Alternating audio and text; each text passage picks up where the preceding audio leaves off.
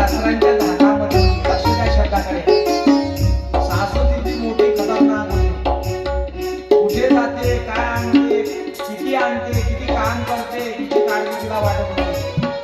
आणि दम देत होती तिची सासू आहे. आणि लहानसं मुलं तिला होतं त्या गोपिकेला, त्या गौरवीला. तेव्हा ते विनंती करायला लागले कृष्णाला, अरे कृष्णा, ते म्हणते दे ना लवकर.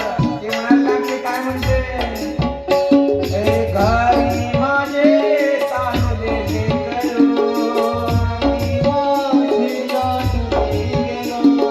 घरी माझे तांदलेले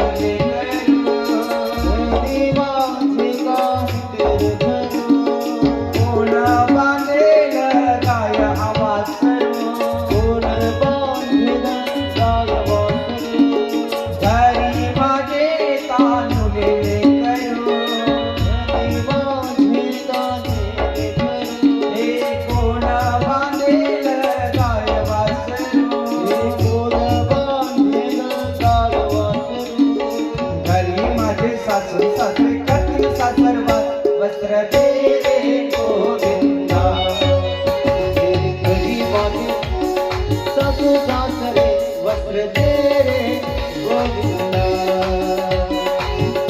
महाराज म्हणायला लागले तुम्हाला कसं माहिती, विचारा तुम्हाला कसं माहिती. आमचे नाथ बाबा सांगता, एका जनार्दनी पूर्ण कृपेने विनवितो गौडन दोन्ही हाताने, घरी माझे पती करतील सासरवास, वस्त्र दे रे गोविंदा. सांगायचं ऐक मुकुंदा, विनू कितींदा.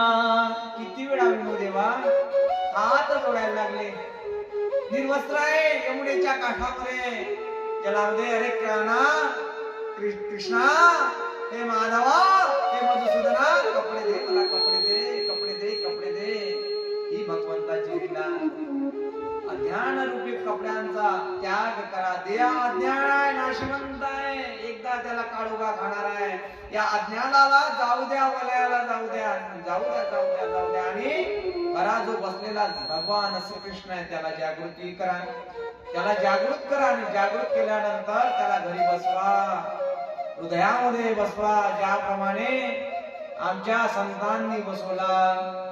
हृदयबंदी खाना केला त्यात विठ्ठल कोंडीला, हृदयबंदी खाना केला त्यात विठ्ठल कोंडीला. हरिला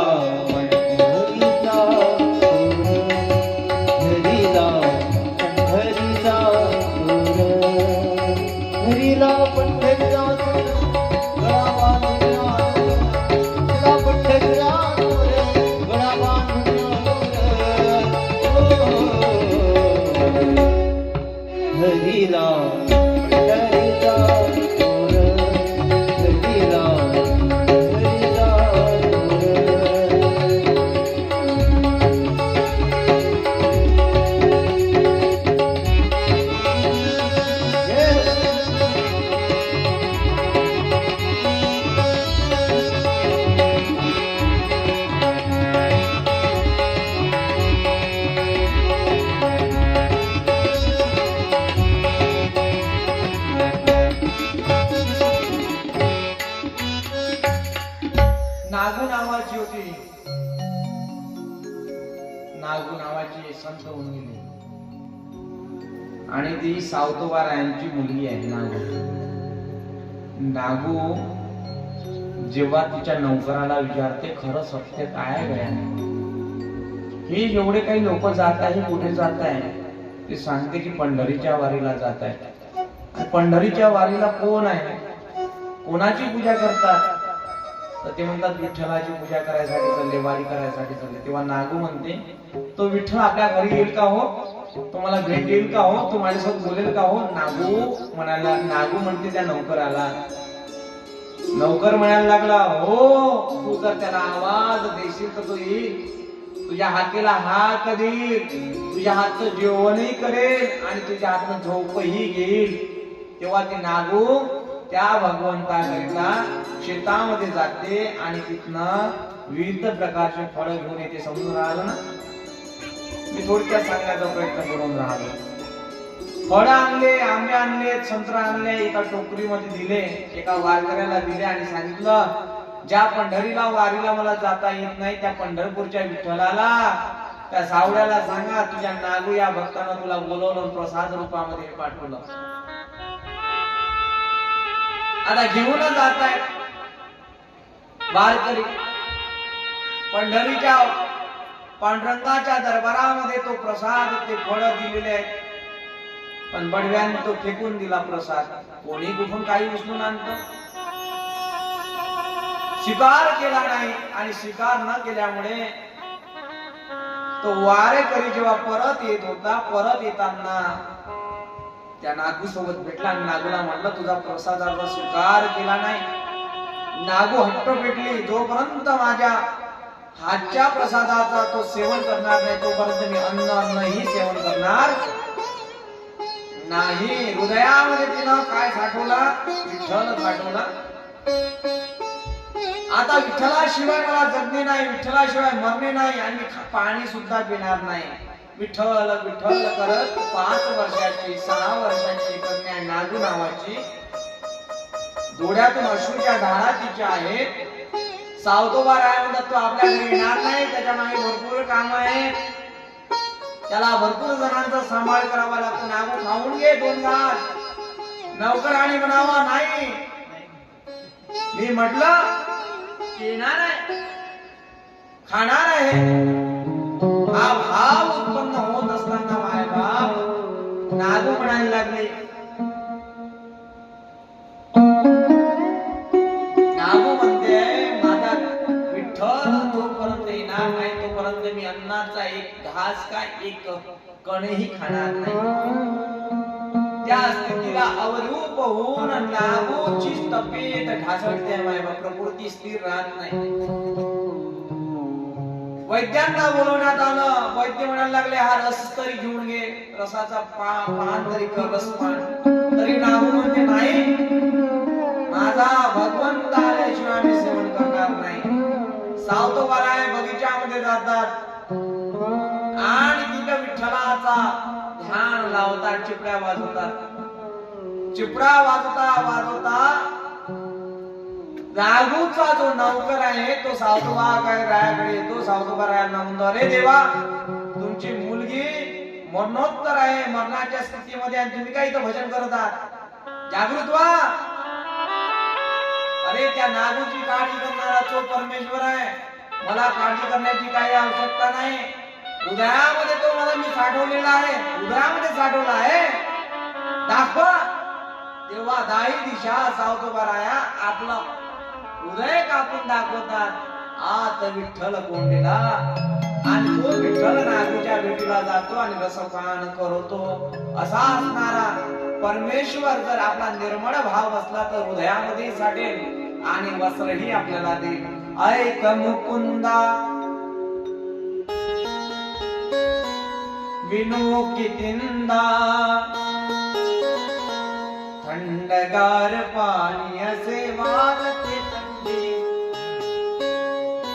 वस्त्र दे रे गोविंदा. देवा या संसारामधून मला थंडी वाजत आहे, आता खरं वस्त्र तुम्हाला प्रदान कर, जेणेकरून या संसारामध्ये राहत असताना सुखदुःखांना सामोरी जाताना त्या वस्त्र मी अंगावर घ्यावं, तुझ्या नावाचं कृष्ण नावाची चर्चा करावी आणि कृष्णमय बनवून जावं. हात जोडिता बंधन तुटले, हात जोडिता बंधन तुटले, आता जीवाला मी पण तुटले, आता आज्ञाने जणू परमाज्ञाला, आज्ञाने जणू परमाज्ञाला अर्पण केली गुढी, कान्हा चोरी लुगड़ी तेरे कान्हा तेरे थोड़ी अना लुगड़ी तेरे कान्हा तेरे थोड़ी लुगड़ी तेरे कान्हा अना लुगड़ी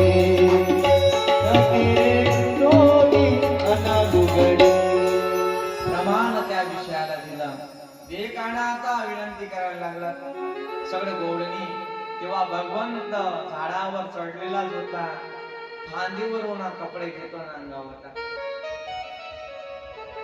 अभ्यास चिंतन का भगवंतानं कपडे चोरले, त्यांच्यामधलं अज्ञान मल जावा याकरिता कपडे चोरले. त्या भगवंताना कधीतरी आमचाही कपडा चोरावा असं आपल्या मनात येऊ नये, नाही का? चोरला पाहिजे ना, की कपाटाच्या कपाटा भरूनच राहिले पाहिजे. असे कपाट भरल्या बायकांचे बाप्पा बाप्पा बाप्पा सांगता सांगता ध्यान लागणार नाही. पण एखादं लुगडं एखादीला देण्याची इच्छा होत नाही. या स्त्रियांच्या मोठ्या चिकट असते बाया. काय महाराज आम्हालाच म्हणता का? काही काही जणींच्या घरातले एक कपाट दोन कपाट, कपाटाचा जर दरवाजा उघडला ना अख्खे कपडे जर अंगावर पडले ना साड्या साड्या दिसते, त्याच्यात घुसते ते.